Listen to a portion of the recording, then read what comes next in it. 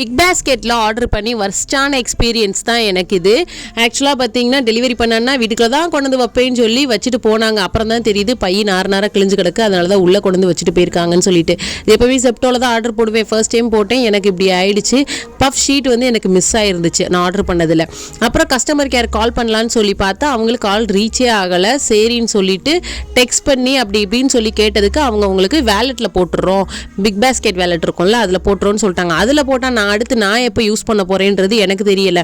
சரி இப்போ கையோடு நான் ஆர்டர் பண்ணேன்னா அதுக்கு வேறு எனக்கு தனியாக டெலிவரி சார்ஜ் போடுவீங்களேன்னு சொல்லி அவங்ககிட்ட கேட்டதுக்கு, இல்லை நீங்கள் டெலிவரி சார்ஜ் இல்லாமல் நான் உங்களுக்கு போடுறேன் அப்படின்னு சொல்லி சொன்னாங்க. கடைசியில் கையோட ஆர்டர் போடுவோன்ட்டு வேலெட்டில் உள்ள காசுக்கு ஆர்டர் போட்டால் ₹6 மட்டும் நீங்கள் பே பண்ணுற மாதிரி வரும், ஹேண்டிலிங் ஃபீன்னு சொல்லிட்டு ₹6 பே பண்ணுற மாதிரி வரும்னு சொல்லியிருந்தாங்க. சரி போனால் போதுன்னு சொல்லிட்டு ₹10 கையில் கொடுத்து அந்த அன்னையிட்டருந்து வாங்கிட்டு வந்தாச்சு.